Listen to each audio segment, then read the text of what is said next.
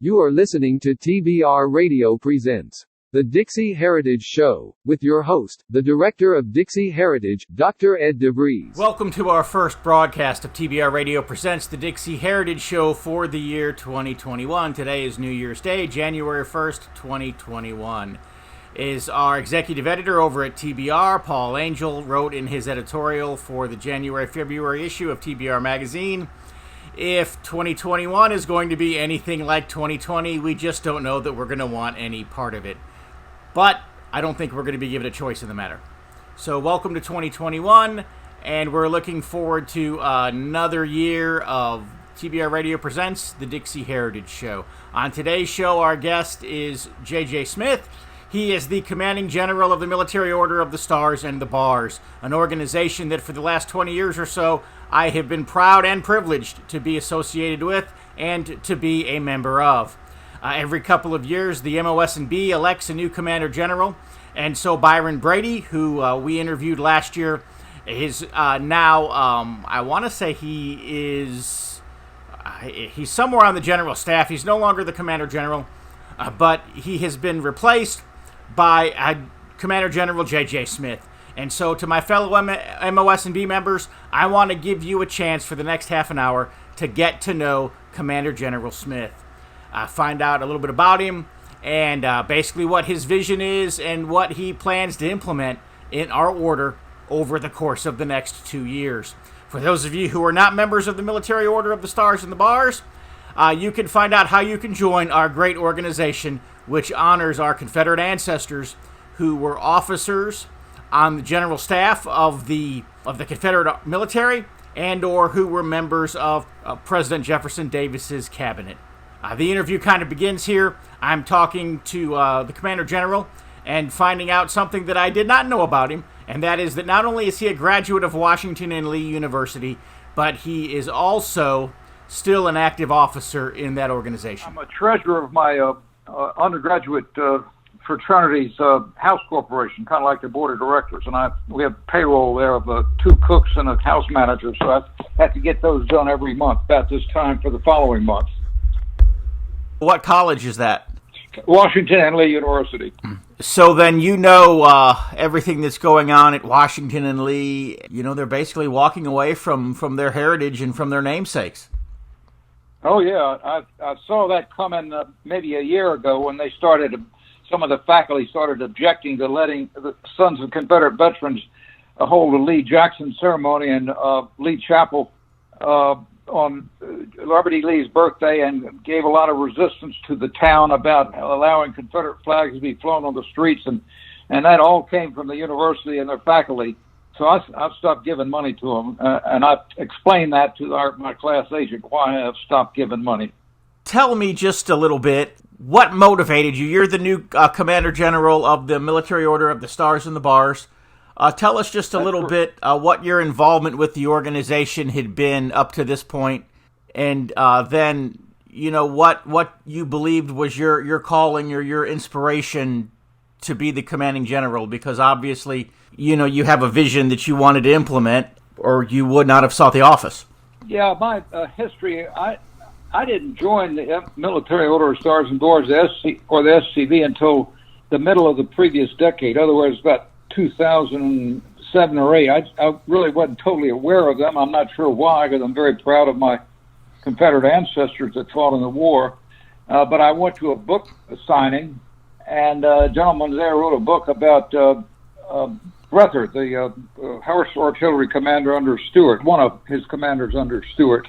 And he encouraged me to join, which I did. At any rate, I joined and wanted to become active in terms of leadership. So I was I think I was quartermaster of the SCV camp, which got me into going to the executive committee meetings. Then they asked me to be adjutant of the Samuel Cooper chapter, then commander. Then I became adjutant of the Virginia Society.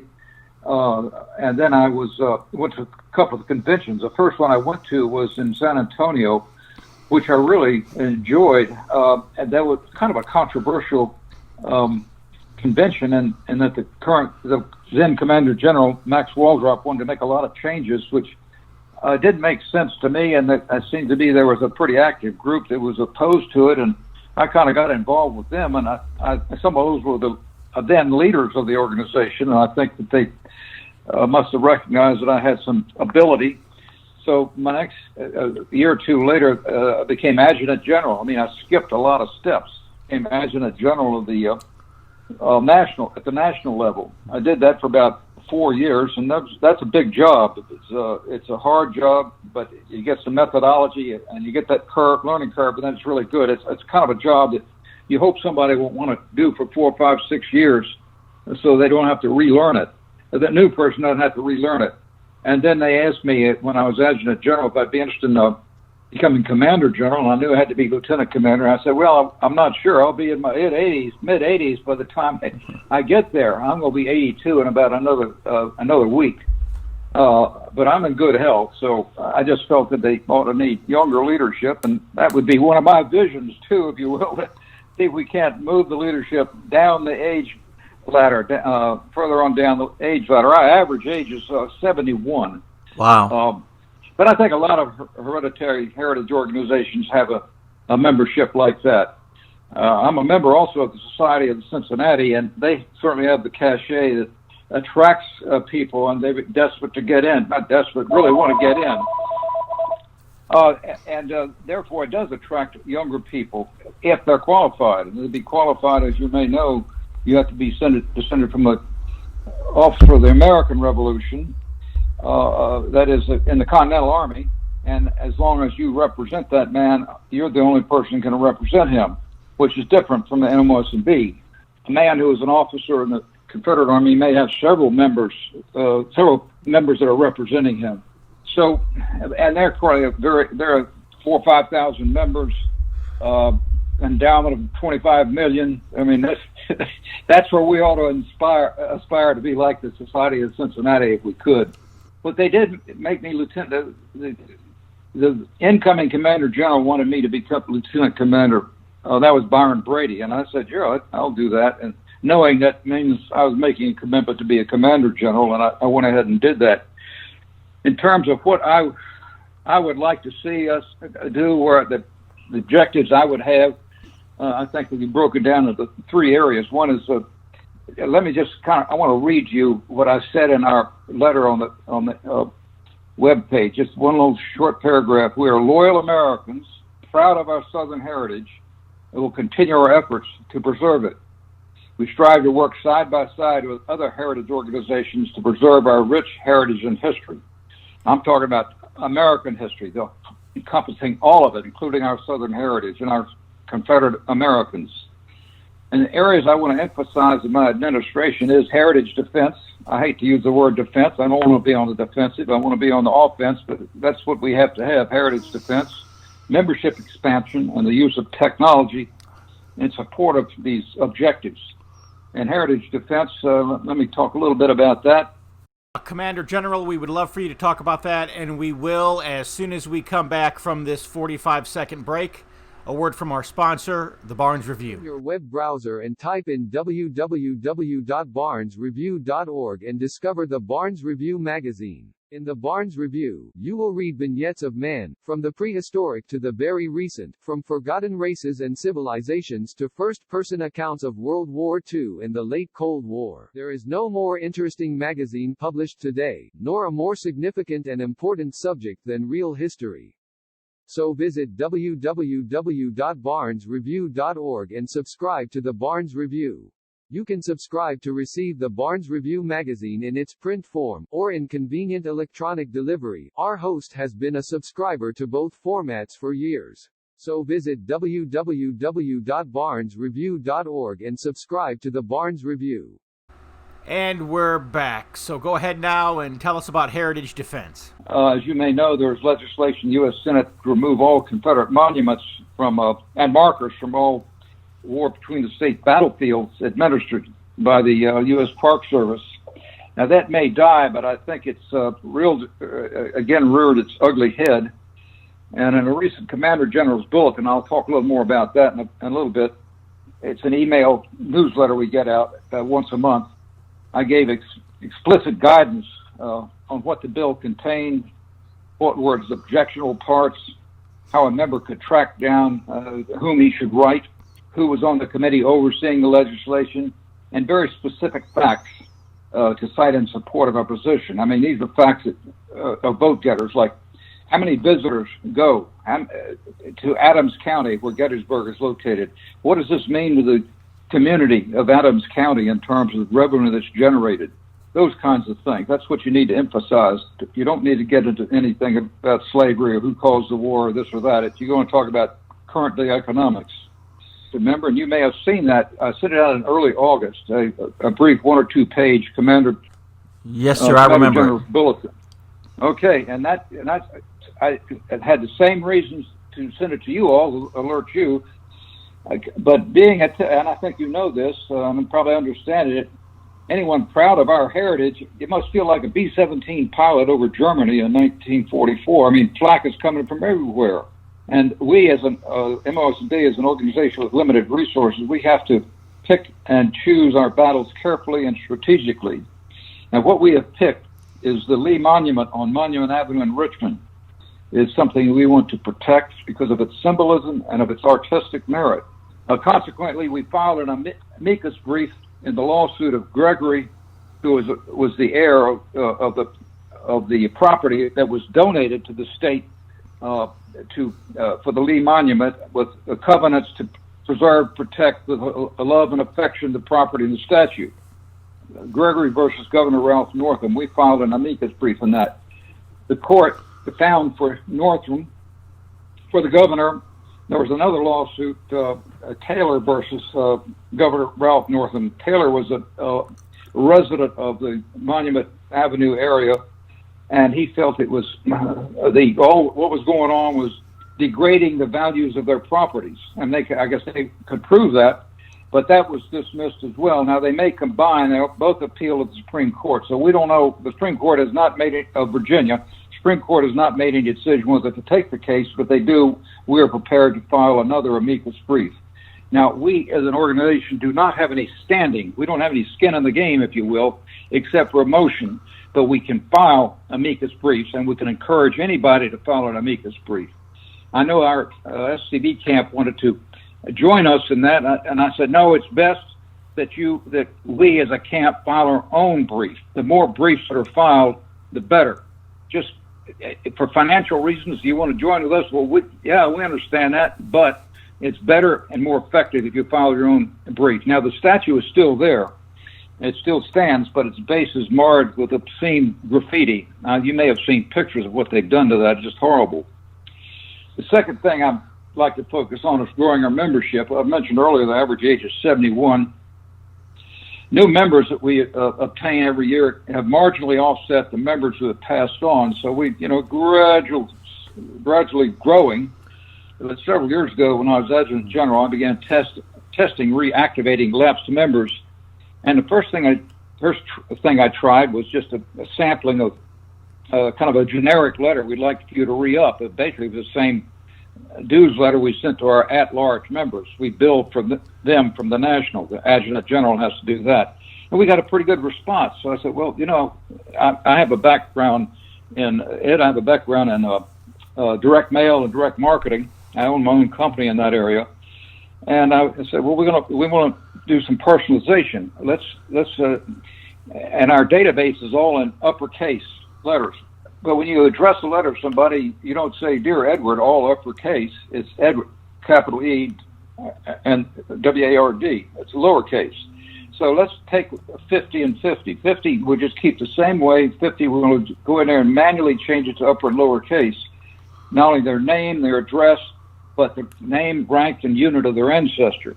And we could pull that out in a merged letter and say, Dear Edward, we honor the service that your ancestor, and then we name who your ancestor is, gave to the Confederate States of America, and we'd like you to join us in honoring that by re-enlisting in our cause.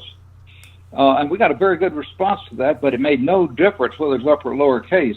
That was fine. So the next thing we tested were other features like live stamps versus an indicia. Indicia is what you see printed often on direct mail, just postage fees paid rather than a stamp. So we had live stamp for the indicia. We put in an address return envelope with no stamp, in the appeal. We put in with an address with a stamp. We found that none of that made any difference. Just going out in a plain window envelope with the personalization worked just as fine as a more expensive package with live stamps and return envelope and all that. So we're set now to roll out to about the entire list of around 2,900 lapsed members sometime in early January, a personalized letter to all of them about rejoining. Now, our tests have shown that if we might get up maybe a 14% response. Now, 2,900 lapsed members, that compares to our membership now of 1,700. So we had a 10% response, that'll put us up near 2,000 members. I just feel that lapsed members is a low-hanging fruit. I mean, you've already done the genealogical research, and they're more likely to join than one that has to start from scratch. So we certainly want to focus on lapsed members and inactive members to try and get them to rejoin. But we are certainly active in going after new people by activities at the chapter level, as well as manning booths at SCV meetings and that sort of thing. Another principle in direct mail marketing is repetition. In theory, now I don't think we really have that horsepower to do this, we should continue soliciting with a variant of the basic letter, again, a personalized letter to the non-responders for several weeks. Several weeks later, keep that rolling out. You may have noticed that you've stopped getting a magazine, they'll solicit you to re-up, and if you don't do it right away, they'll send you another one. And you keep going on that until the cost of the last appeal equals the revenue you bring in. That's when you stop. Now, that would mean we might, this letter we're going to send in January, we might want to send a similar letter every 3 or 4 weeks to people who didn't respond for about, right on through the summer. But I'm not sure we really have the horsepower to do that. That's kind of the idea of the repetition as well. There's also the concept of lifetime value of a member.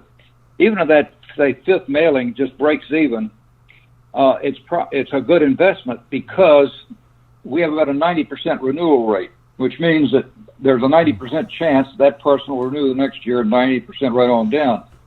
So it's a worthwhile investment. We will take it as an expense, but it's really an investment. And the third area I want to emphasize and working on is trying to utilize technology.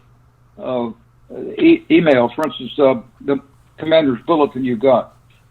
Only 75% of our active members receive this, and that's because we don't have email addresses for the other ones. So we're mounting a campaign to get those missing email addresses so we can keep in touch with them and try and bring value to them.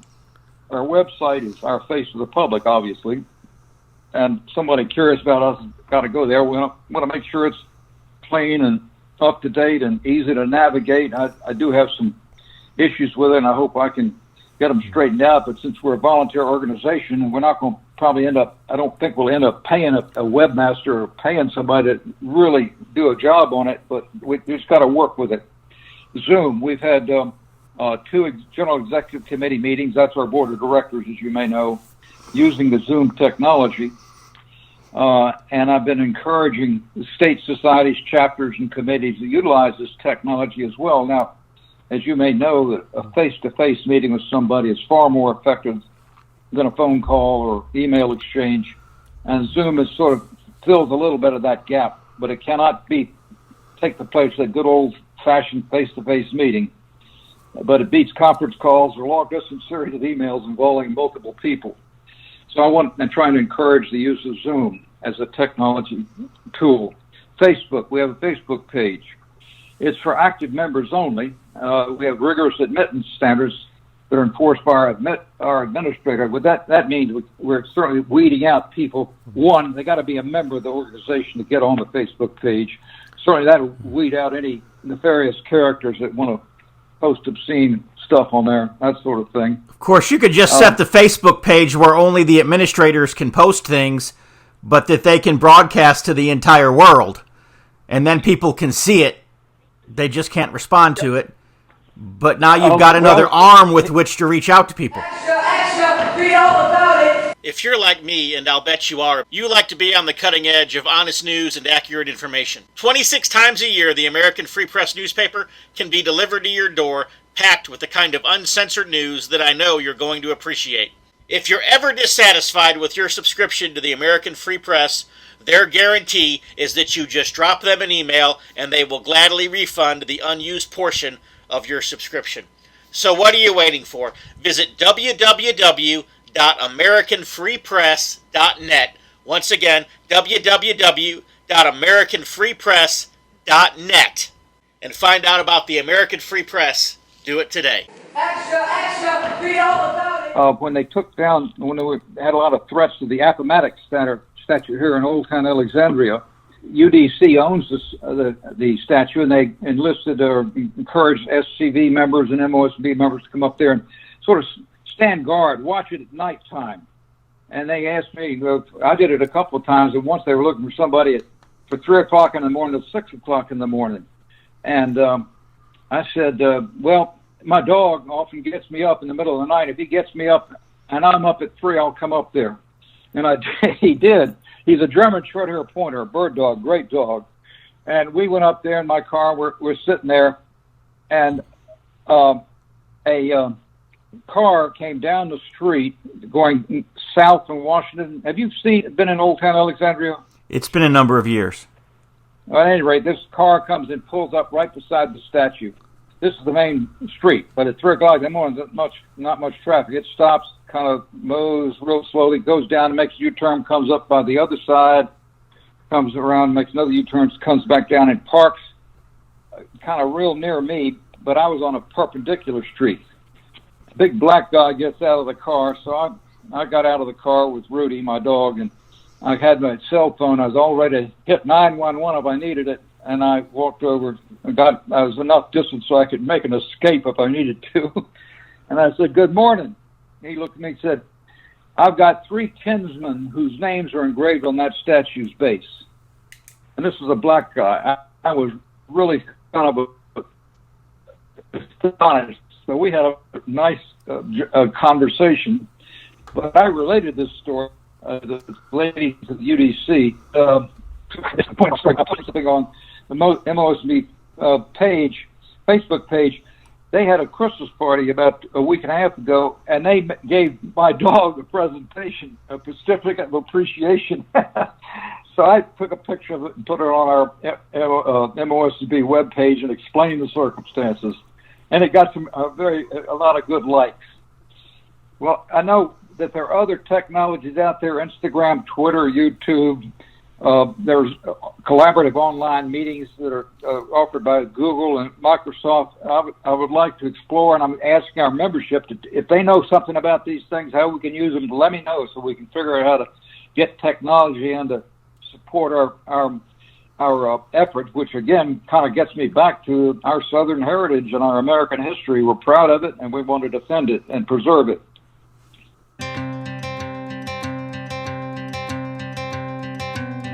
Phone with our good friend Clint Lacey. So your newest project is you've started a publishing company, Foothills Media, and you'll be publishing 3 tremendous books. The first of those is your book, The Beginner's Guide to False Flags. Why don't you tell us just a little bit about that book? If you were wondering how we ended up at this point in our history and everything's going on, Beginner's Guide to False Flag takes you from the beginning of the country until the election of Donald Trump, Charlottesville, the rise of the communists, and the Russian collusion hoax. The rape of Delaware County is a story in which a United States veteran defended himself against a known drug felon, only to find out that the local police were in on it. Crooked prosecutors, and one of those prosecutors was actually arrested coming back from an island in the Caribbean in a murder for hire plot. And it just details just how corrupt one small county can be. And in the book, I said that Delaware County, Oklahoma, in the past was a safe haven for outlaws from Missouri and Arkansas. And what the reader will find out, it still is. Blood in the Ozarks, expanded 2nd edition, 156-year-old government cover-up in which out-of-control Union officer led his men to murder men, women, and children at a Christmas gathering in the Missouri Ozark. I founded Foothills Media in 2019 because I'm dedicated to bringing you the truth. Thank you, Clint. I know that our listeners are going to want to check out Foothills Media, so tell them how they can do so. Well, you can visit us at foothillsmedia.net, and that will take you to our website where you can browse the books, read our blog posts, and catch up on news that you won't find anywhere else in the mainstream media. foothillsmedia.net.